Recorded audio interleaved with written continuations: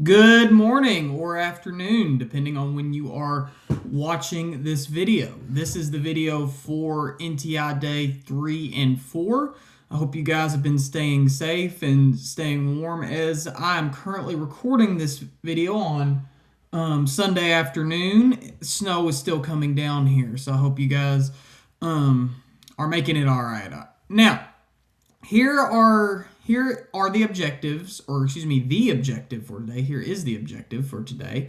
I can distinguish the difference between the views of Booker T. Washington, if it will pull up, Booker T. Washington and W.E.B. DuBois concerning the advancement of civil rights for African Americans.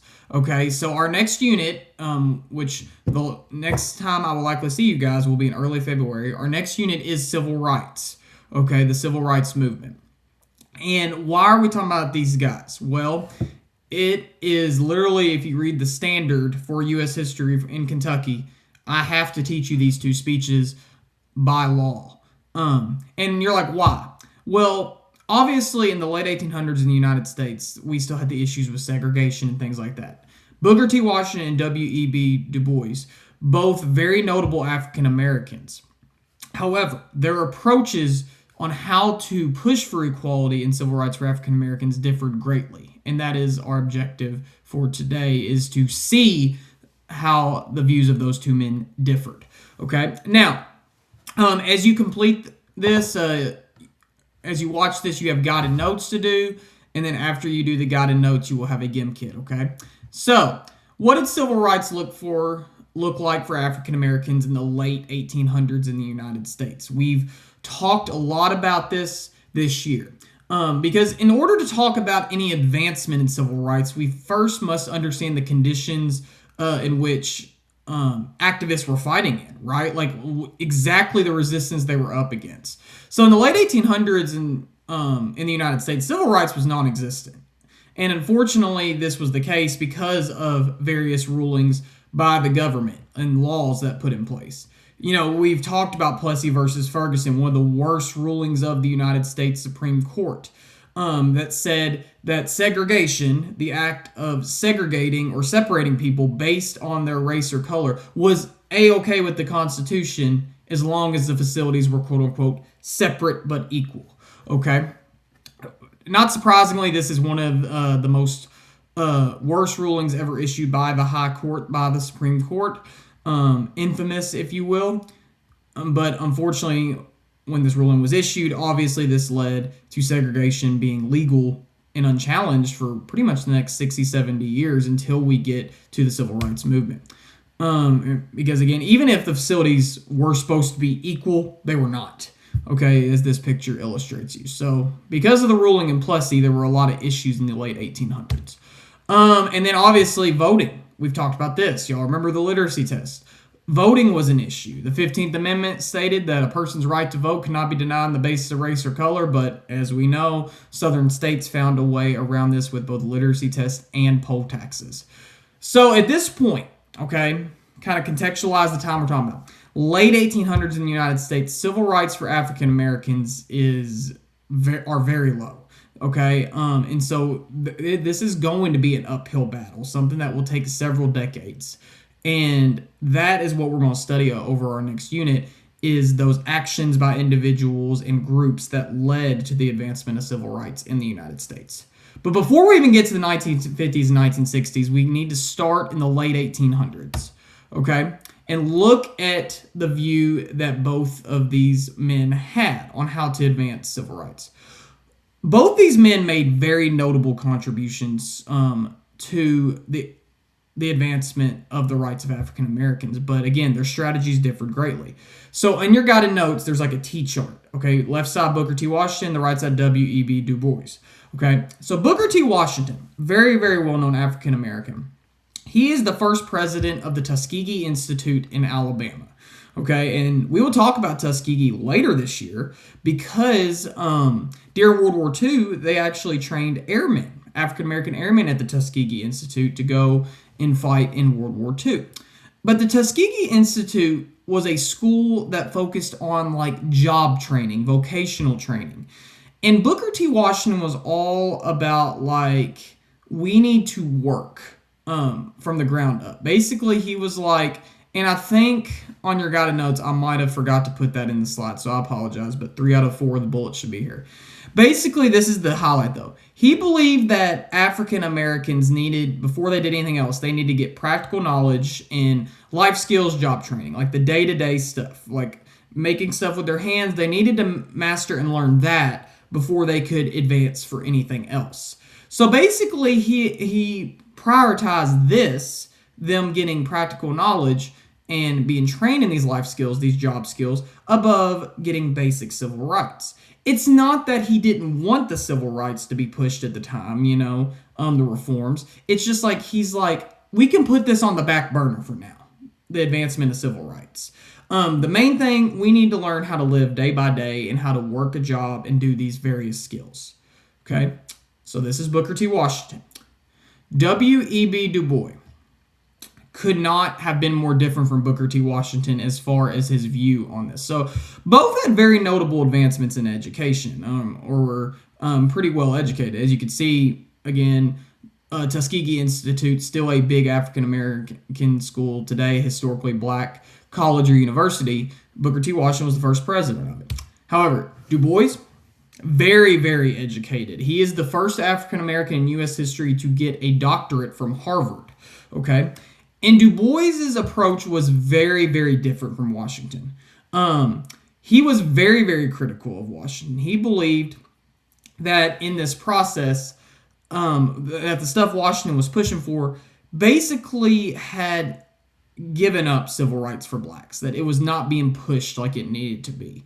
So the big thing that Du Bois believed in was, one, he believed that there needed to be a push for higher education for African Americans. So, like, he thought that the job training was important, but he's like, let's also train African Americans to be doctors, lawyers, politicians, like all these things, okay? Whereas Washington was more like, let's just prepare them for, vocational things, stuff where they work with their hands, like life skills, stuff like that. Du Bois is like, let's, push for higher education, college, university for African Americans.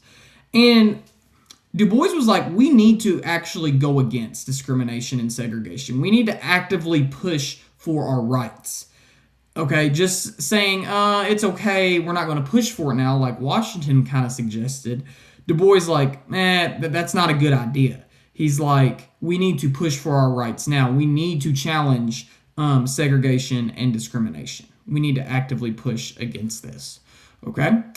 Now, so you should have the first 2 parts of that T-chart done, and now you're going to flip to the back of the guided notes, which again, your guided notes should say like NTI Day 3 and 4, Booker T. Washington, and W.E.B. Du Bois.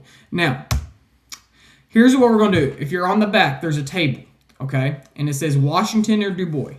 And then on the far right-hand column, it says, like, explain this quote, okay? This does not have to be a lot. This is just like a few words, but you got to think. We're comparing, these are actual quotes from these men, from those speeches that I showed you in our learning target. And so I'm going to read you the quote, and I want you to think, and maybe pause the video, is this Washington or Du Bois talking, based on what I've told you so far? And then let's see if you're correct. Okay, but you're basically going to fill out this table as I go through these quotes in the rest of this video. So, Washington or Du Bois? In all things that are purely social, we can be as separate as the fingers, yet one is the hand in all things essential to mutual progress. Drum roll, please. This is Washington. This is Booker T. Washington, okay? And the reason why this is Booker T. Washington, and this is from his speech, is think about what he's saying here, okay? He's saying that he wants progress, because both men did. But he's also saying that in all things social, we can be as separate as the fingers. He's saying we can be as separate as the fingers, talking about blacks and whites can be separate. He's basically saying that we can be segregated. We can have segregation and still get great things done. So this is an example of one case where Booker T. Washington is really not pushing for full civil rights. He's saying, we can go with the status quo. We can keep segregation for now. Okay, so this first quote is from Washington. Second quote, is it possible and probable, or likely, that 9 millions of men can make effective progress in economic lines, like their work, their jobs, if they are deprived of their political rights? This is, This is DuBois. Because think about what he is saying here, okay? He's basically saying, okay, yes, I agree. We need to make pushes in careers and job training, things like that. But how are you going to be able to truly thrive in your career or job if you've cast aside your push for political rights, your rights to vote, and things like that? So Du Bois is there's no way people are going to be able to advance in their careers unless they have their civil rights. Okay, so this second quote is from Du Bois. Third quote, no race can prosper or do great till it learns that there is as much dignity in tilling a field as in writing a poem. Now think about what this is saying. It's basically there's a lot of dignity in doing work with your hands. This is Booker T. Washington. Again, because here in this quote, he's talking about doing jobs with your hands. He was the guy that was big on job training. So he's listen, there is just as much dignity, decency, all the things in tilling a field as in writing a well-versed poem. Okay. And so he's this is what we need to prioritize. We need to focus on work and doing these things, contributing to the economy. Next quote. Our greatest danger is that in the great leap from slavery to freedom, remember slavery ended in 1865 with the 13th Amendment across the whole U.S., we may overlook the fact that the masses, like several people of us, are to live by the production of our hands. So is this Washington or Du Bois? This is also Washington. Basically, he is saying okay, when slavery ended, okay, everybody wanted to push for all these rights at once. But we overlooked perhaps the fact that many of us need to use our hands to produce things, that we need to work with ourselves and do these jobs. So he's basically we went from the bottom to the top too quickly, and we needed somewhere in the middle to learn these job trainings and do these things to advance our status in society. Okay, and so he's most of us are going to have to work with our hands, essentially, is what he's saying. And we need to learn these job skills to be benefited in life. Next quote. Washington or Du Bois. Neither the Negro Common Schools nor Tuskegee itself, Tuskegee being the school that Booker T. Washington was president of, could remain open a day were it not for teachers trained in Negro colleges or trained by their graduates.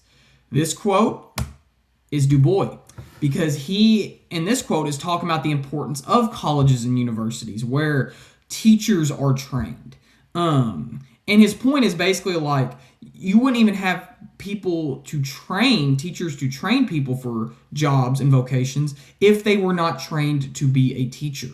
Okay, so we need these colleges and universities. We need African Americans going to higher education, college and universities, to even train people to do these jobs. So this is Du Bois pushing for higher education.